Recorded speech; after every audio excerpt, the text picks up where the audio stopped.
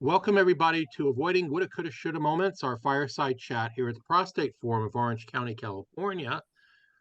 This is part of a quick part of our advanced group support group meeting.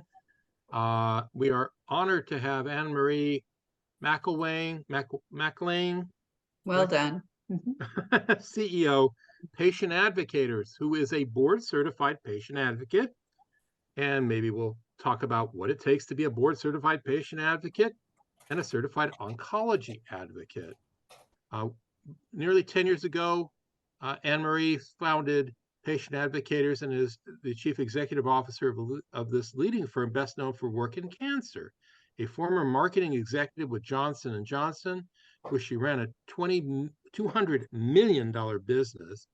She is highly experienced working with doctors, and thanks to a few who kept her in the world at age 15, she is profoundly grateful to them.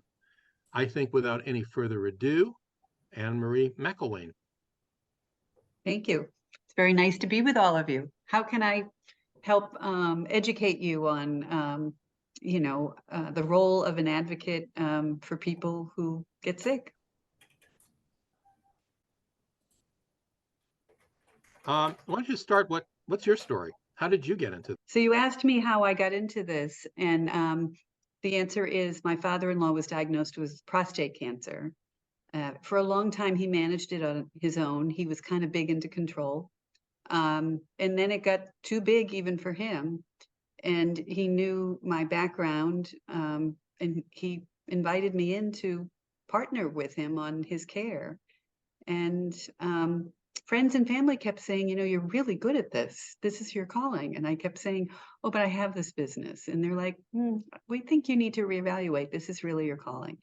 So he emerged from a radical prostatectomy with a positive PSA score. So we knew he didn't get it all. And he lasted 25 years. And most of that time, he had an incredibly high quality of life. A large part of that was he was very motivated.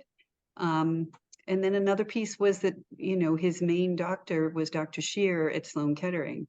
And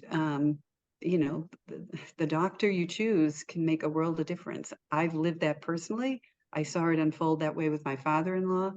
And so we got a lot done. He had about, 20 lives by the time he left us in his mid-80s, because I knew his case, better than his doctors, really, because I had the time to do so.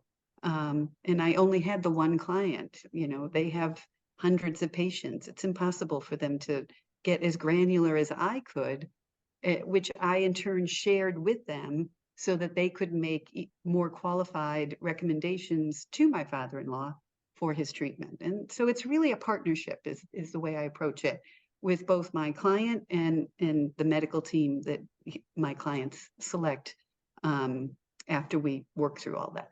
Does that make sense? Yes, it certainly does. Sounds almost like we're in the same business, except we do more of what we do kind of en masse. 2 support group meetings a month, every month, 11 presentations. We don't give medical advice, but we certainly have a library of professionals you can look at and choose for yourself who you want to visit for your medical care. Tell me what your organization does that might be different than what we do here at Prostate Forum. Well, first of all, we do it across numerous cancers and other conditions.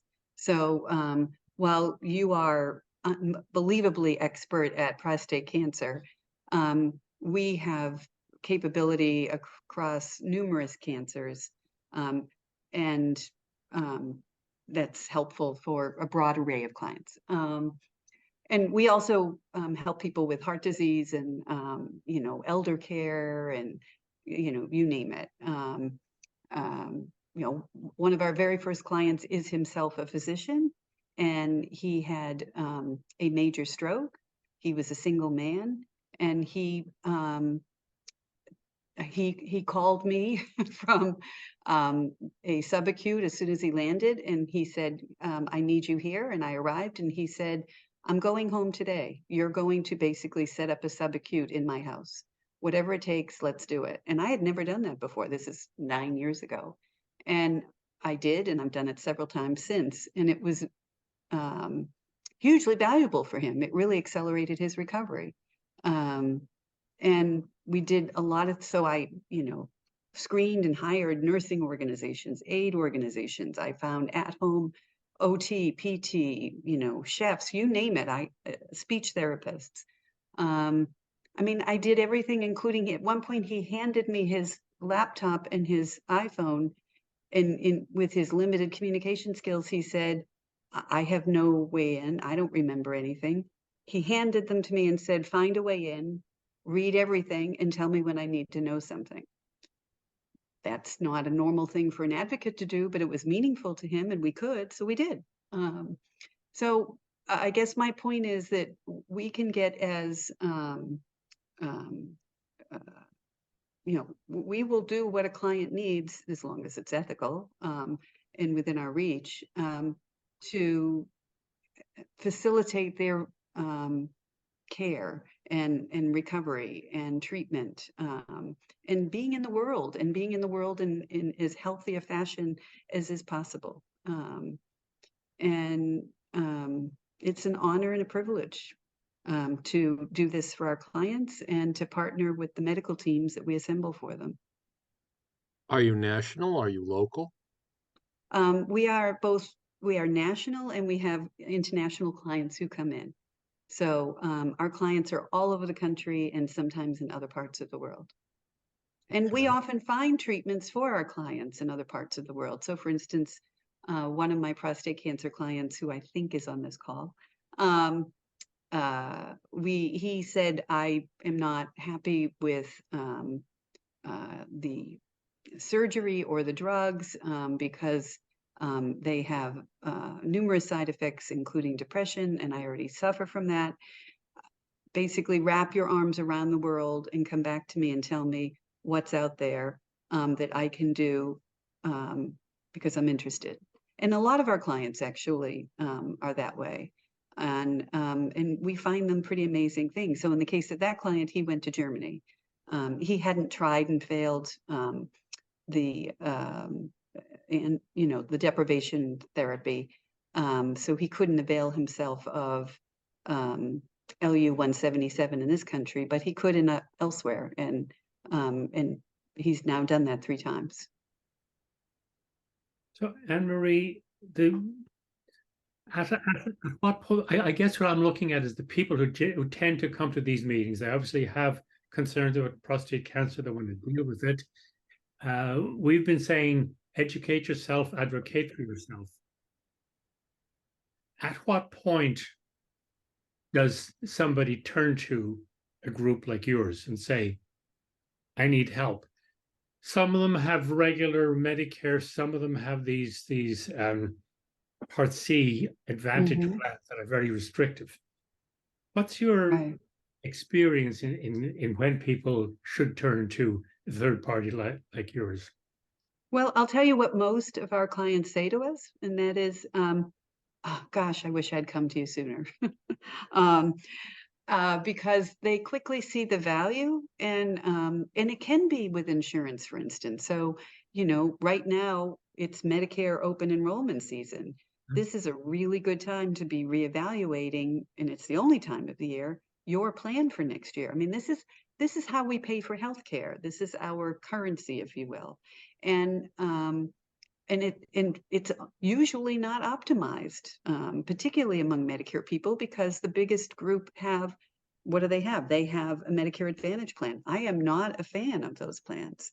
I have a client who might be on this call as well, who's in Oregon, who has one of those plans, and he was stuck with it when he came down with prostate cancer. So we work with our clients, whether they come to us for insurance issues or not, to optimize all parts of the mix. And definitely insurance is a very critical part of that. We also work to get things approved that otherwise wouldn't be approved. We do a lot of appeals, things of that nature. I mean, a lot of our clients are themselves physicians, and one is in California, but Northern California. And he developed a condition for which there really wasn't good technology or expert radiation oncologists for his type of problem in California. And I ultimately went to the chief medical officer of Blue Shield of California with an appeal for why they should pay for him to go out of state all the way to New York for his treatment. And can I tell you, in 24 hours, I got it. So we will, but I was able to do that because he really partnered with me, my client. He trusted me, and we both brought critical intelligence to the equation, which we then brought forth to that chief medical officer. So, it's, if you approach it in that way, we can get a lot done. Do you go to the appointments with your clients? So we always have done that. Well before the pandemic, we've always been dialed in. And I have to say, we are as effective dialed in as we are in person. And it's a heck of a lot cheaper for the client.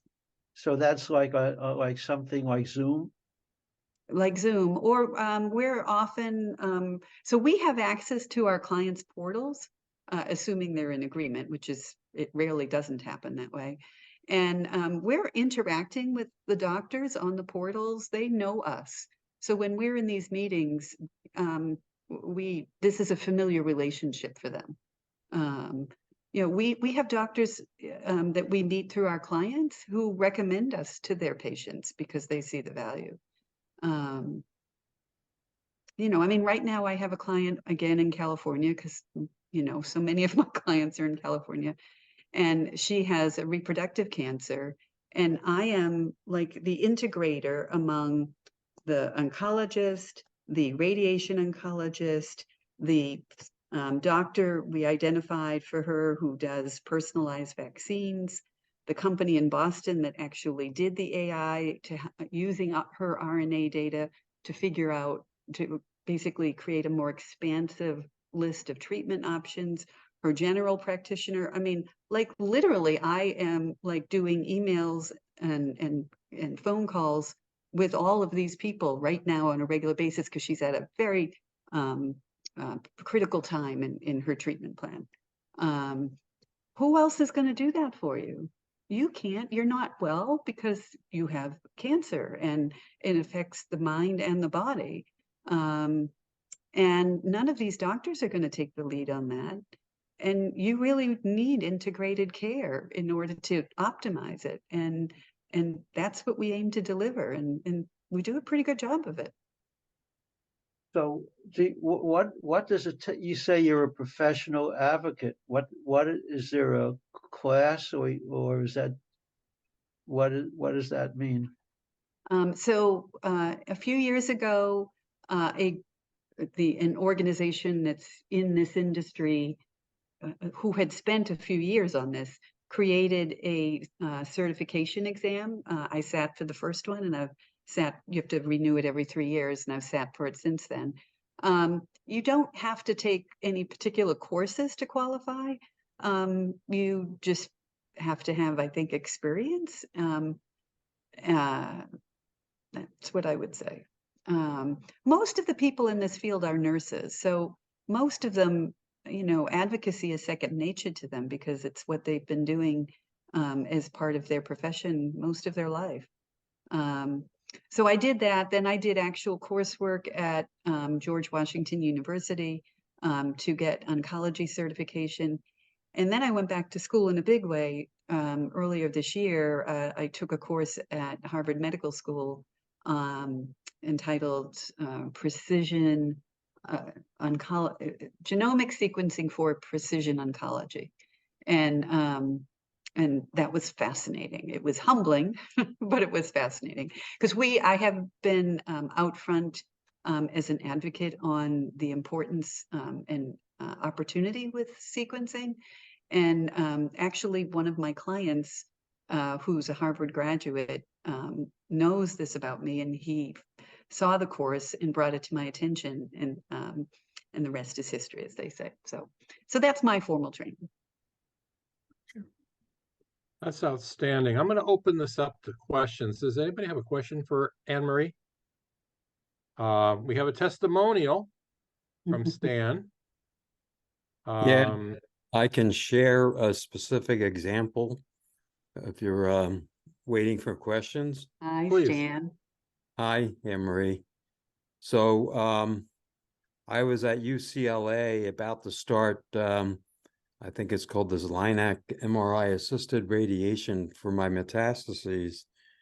And there was confusion in the radiation room with the technicians. And then we started talking, and I was concerned that we weren't on the right path. And I emailed AnnMarie, and next thing you know, the head of radiology had come down and had already talked to AnnMarie and cleared up the confusion. So I don't think I could have done that on my own.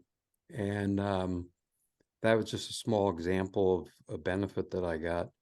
I also, I've come from Philadelphia, and Philadelphia has some very fine hospitals, and the University of Pennsylvania being like #1, and there's Jefferson University. There's also an MD Anderson location. And all three of those locations said that they would not radiate the metastases. But with AnnMarie's help, we went to we consulted with the head of radiology at UCLA, and they said they're doing studies that show to answer the question, if you've metastasized, is there a benefit to radiate your prostate and the metastases? And I had not had my prostate removed. And they were getting the results back that said yes, as long as there was a low volume of metastases. And so we went ahead and I got the radiation there. But so you've got to sort through a lot of stuff from some fine organizations to get to the best answer.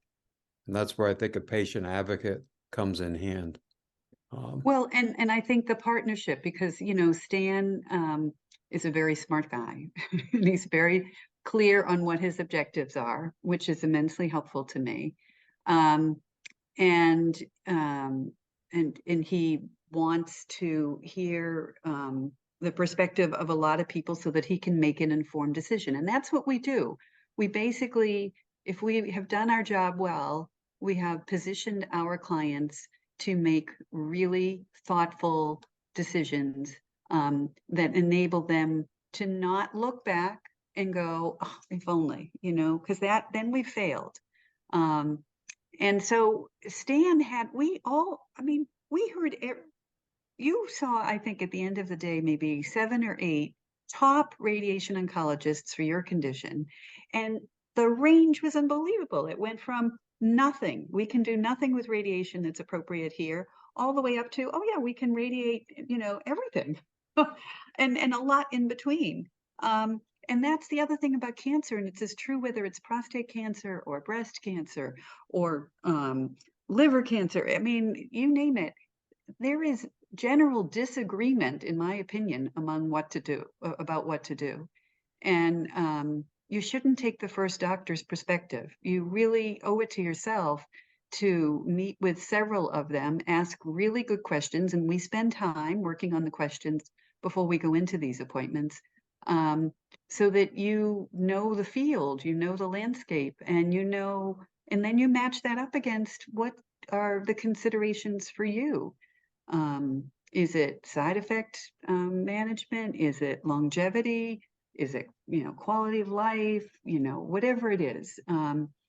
And we help you process that. And we help you get the most out of your doctors because they don't have much time with you. And so we have to be really effective with that time. And so as I said, we have to talk ahead of time about what our objectives are. We've got to have our list of questions. We want to get through those questions as quickly as possible. We don't want the sidebar stuff because we don't have time for that. Then we won't get through our list.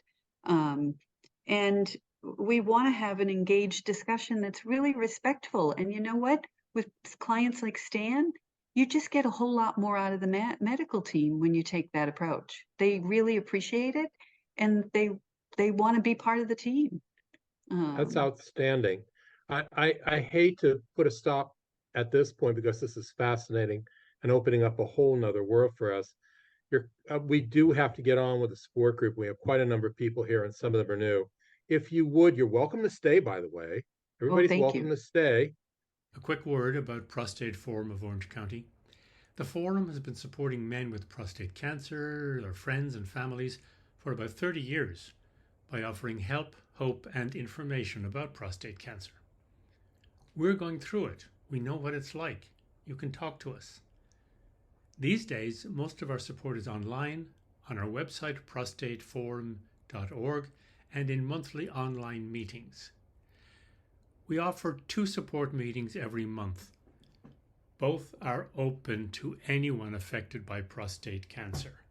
The newly diagnosed group meets on the 2nd Tuesday of every month at 5 o'clock on Zoom, and the advanced recurrent group meets on the 4th Tuesday of every month, also at 5 o'clock Pacific time.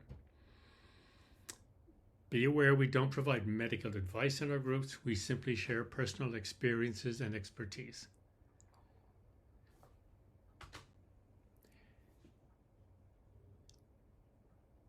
We also offer monthly presentations from experts in the treatment and management of prostate cancer. These experts share their knowledge and experience with us on the 4th Tuesday of most months. You can find out more about the upcoming presentations at prostateforum.org/speakers and recordings of previous presentations just like this one at prostateforum.org/presentations. And presentations are usually posted online about a week after they have been delivered to the group. And finally, let's ask, what can you do? Well, obviously, the first thing is take care of yourself. You can take care of yourself by joining us, staying in contact, register to get information about our meetings, about the presentations, and receive the newsletters and other special events relating to prostate cancer. Stay in touch, and when you have time, please consider donating. Our volunteers aren't paid, but our expenses are real. You can donate cash, and you can donate cars. Information's on the website. Similarly, when you have the inclination and the time, please consider volunteering. We're all volunteers. We could use your time and talent to help other men with prostate cancer.